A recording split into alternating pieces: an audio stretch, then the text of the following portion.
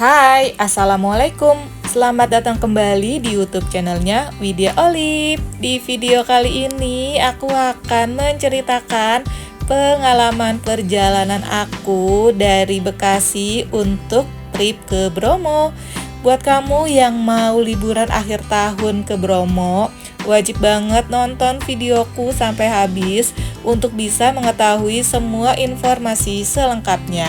Karena di video ini aku akan ngebahas mulai dari penginapan aku di area dekat Bromo sampai travel yang aku pilih untuk jalan-jalan di area Bromo. Apalagi buat kamu yang ada niatan jalan-jalan ke Bromonya tuh naik mobil pribadi atau bisa dibilang road trip nih. Walaupun perjalanannya akan sangat melelahkan, tapi pastinya akan ada cerita sendiri, apalagi kalau kamu jalan-jalannya bareng keluarga. Nah, kita langsung mulai aja. Jadi perjalanan aku ini dimulai pada malam hari sekitar jam setengah 11 malam dari Bekasi. Dan aku bakalan banyak berhenti ya, karena memang ini adalah perjalanan keluarga. Jadi tentunya bawa orang tua dan anak-anak nggak mungkin terus-menerus gitu. Saat ini aku sedang berada di rest area 379A untuk istirahat sejenak sambil menunggu waktu subuh. Dan juga kami menunggu agak pagian gitu biar terang. Dan sekitar jam 6 lewat kami memutuskan untuk melanjutkan perjalanan lagi. Sangat disayangkan di sepanjang perjalanan ini cuacanya tuh sangat mendung gitu, jadi kita nggak dapetin sunrise. Padahal kalau dapet sunrise ini pasti view-nya bakalan cakep banget deh.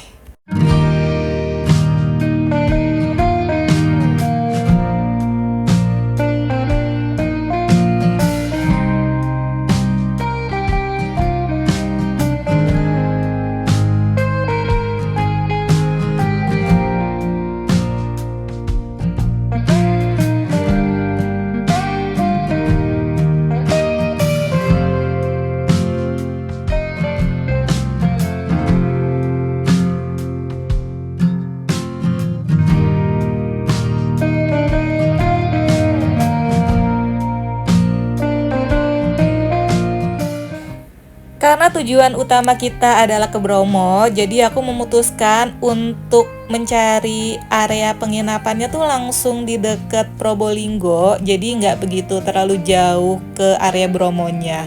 Dan aku memutuskan untuk keluar dari gerbang tol Tongas ini.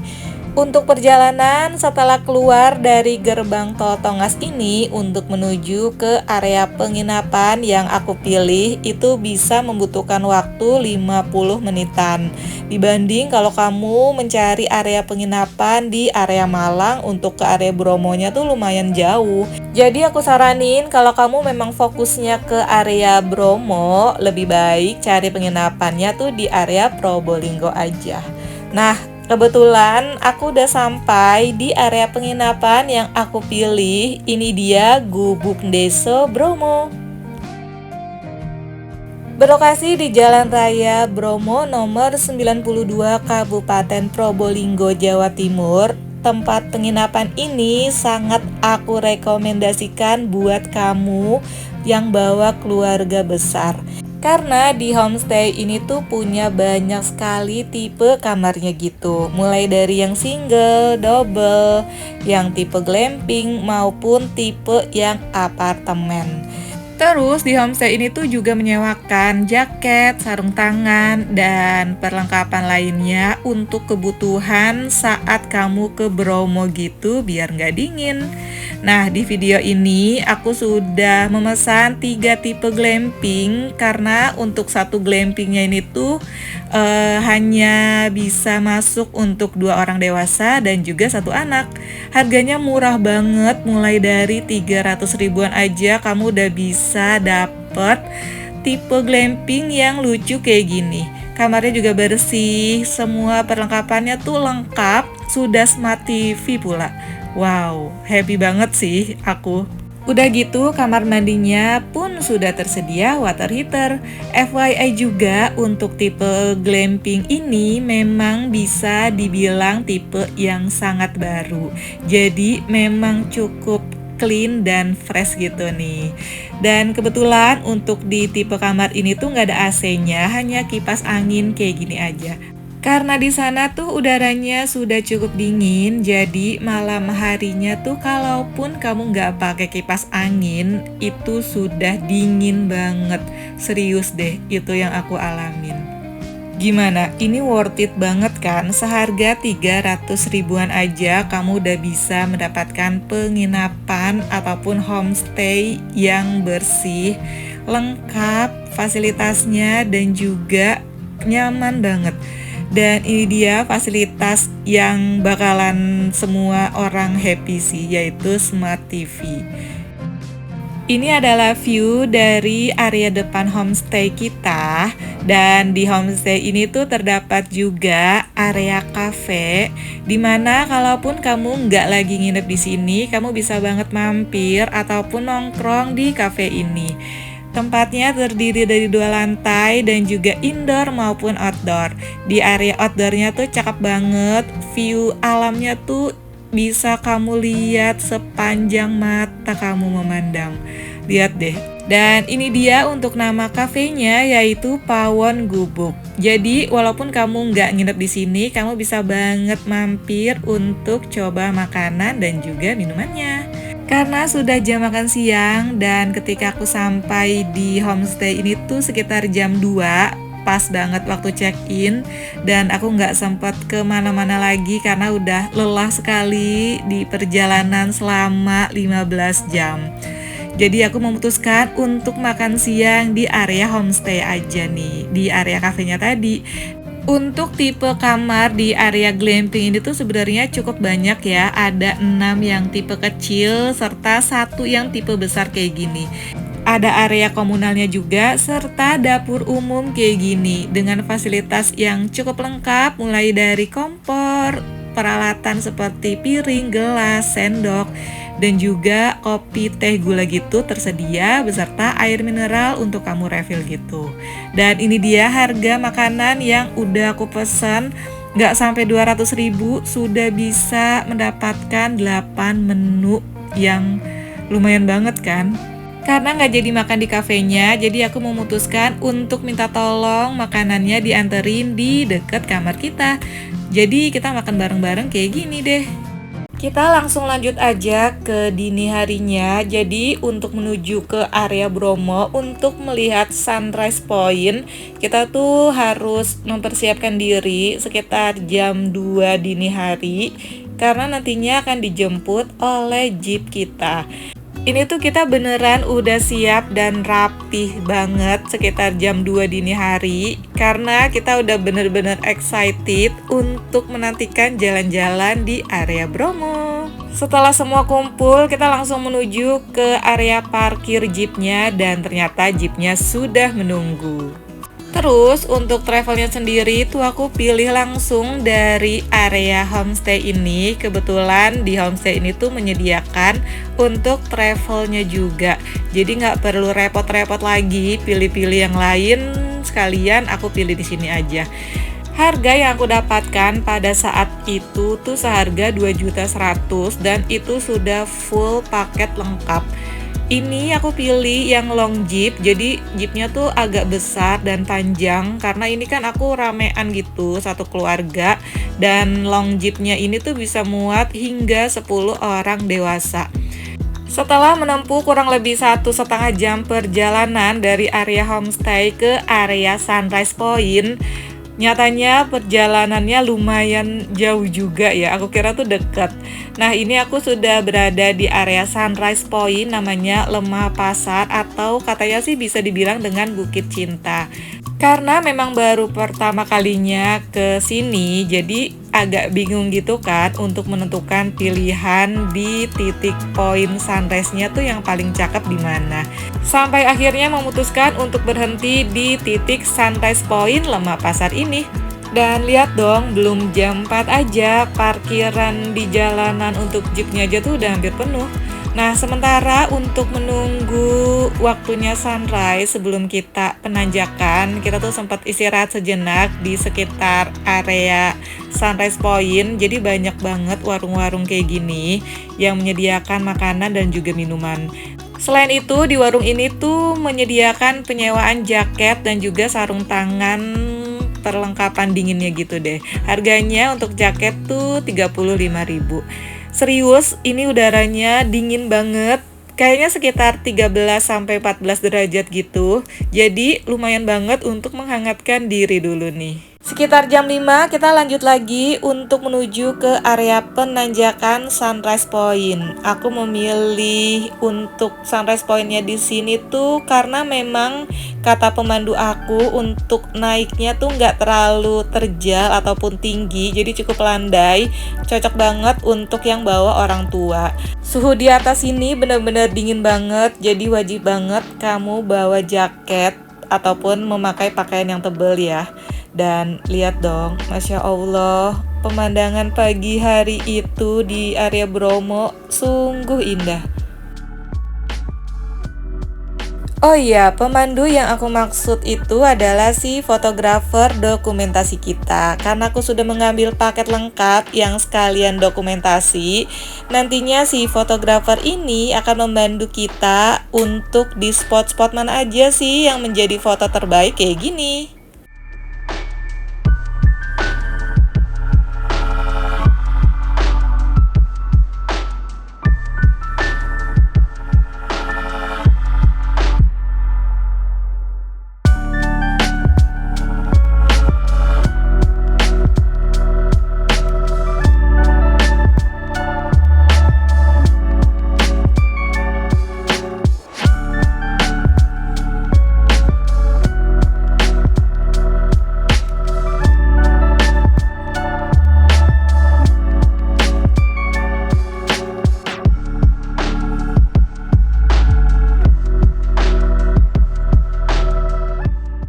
Lanjut sekitar jam 6:20 kita melanjutkan lagi ke destinasi berikutnya. Dan kita lagi siap-siap mau turun dari area penanjakan.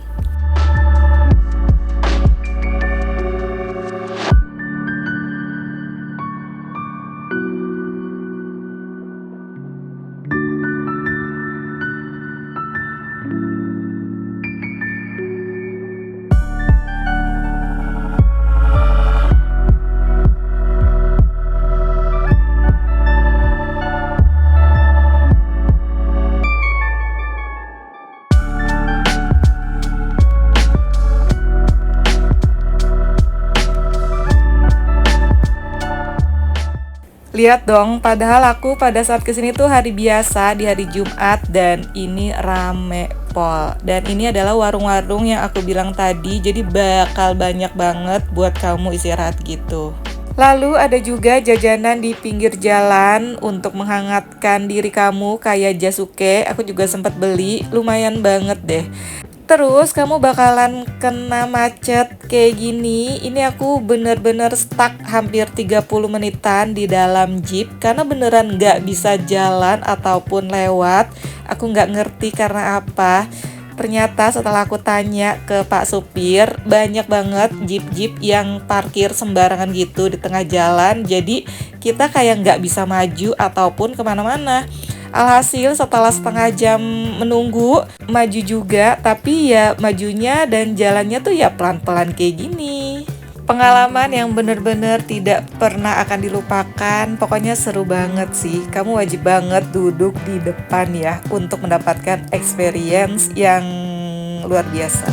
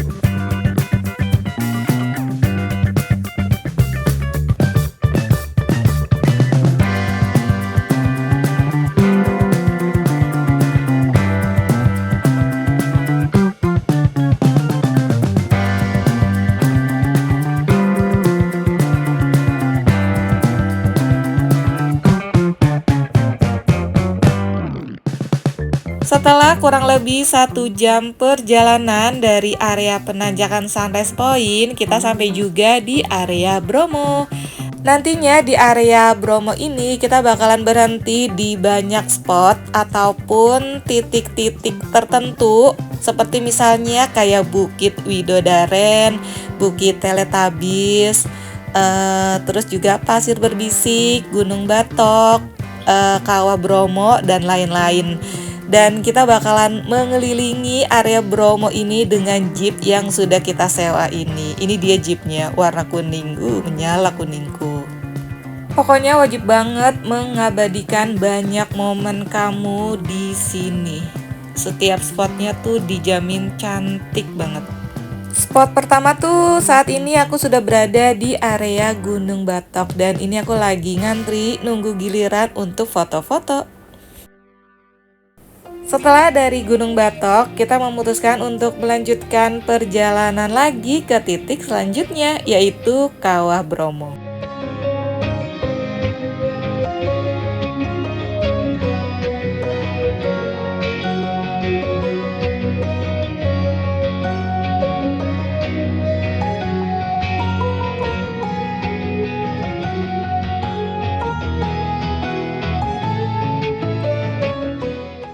Setelah sampai di sekitar kawasan area Kawah Bromo, aku memutuskan untuk cari makanan dan juga minuman aja karena memang banyak sekali yang jualan di sini. Kalau kamu lapar juga bisa banget nih spotnya untuk makan di sini.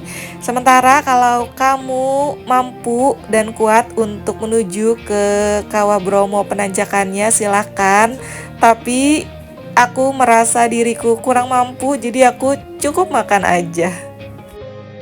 Setelah puas makan, lanjut lagi ke titik berikutnya. Kali ini aku mau ke spot Pasir Berbisik.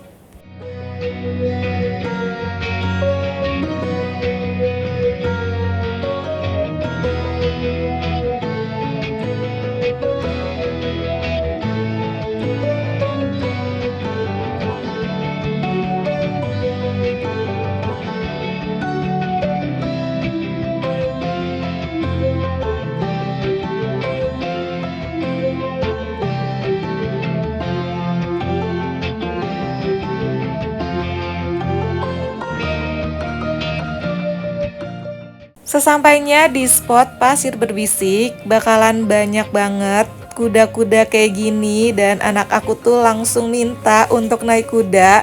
By the way, untuk naik kuda ini tuh harganya 100.000. Walaupun memang lumayan nih harganya, tapi ini worth it sih, mengingat untuk kenang-kenangan dan juga dokumentasi. By the way, di setiap spot tuh kamu bakalan punya banyak dokumentasi karena nantinya bakalan diarahin oleh si fotografer ini. Pokoknya kalau kamu jalan-jalan ke Bromo ini wajib banget sih sekalian ambil yang paket dokumentasi. Karena ini buat kenang-kenangan ya kan, jadi kayak sayang banget untuk dilewatkan. Nah saat ini aku sudah berada di area spot Padang Savana atau Bukit Teletabis.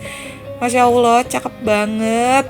Kalau di layar kaca tuh kayak biasa aja ya, tapi kamu wajib banget sih untuk langsung menyaksikan dengan mata kepala kamu sendiri.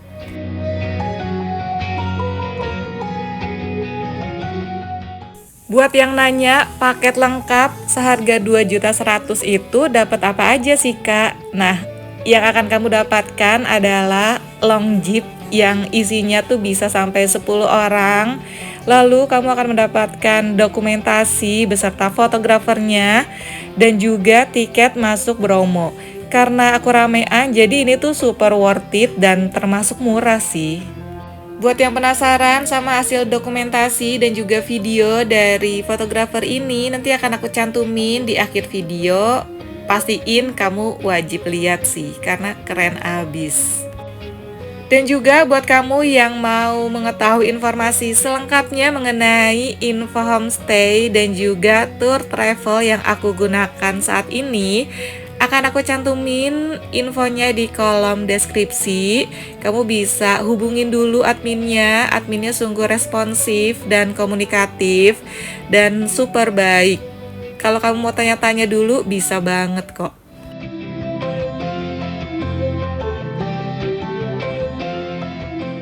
Baiklah, cukup sekian informasi mengenai explore dan juga trip ke Bromo. Semoga informasinya bisa bermanfaat dan bisa menjadi referensi buat keluarga kecil yang mau berkunjung ke sini.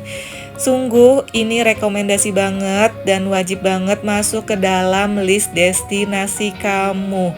Apalagi buat kamu yang suka dengan suasana alam, Bromo tuh wajib banget masuk ke dalam list kamu dan sungguh sangat sayang kalau dilewatkan.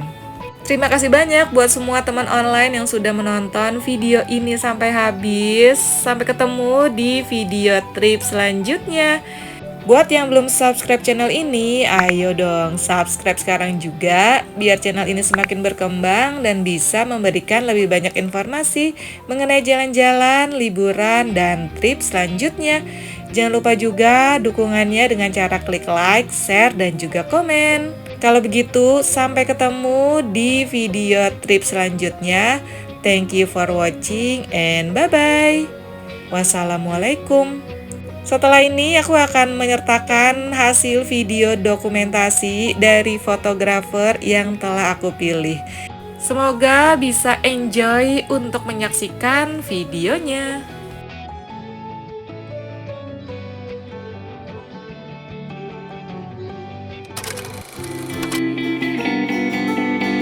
Shot me out of the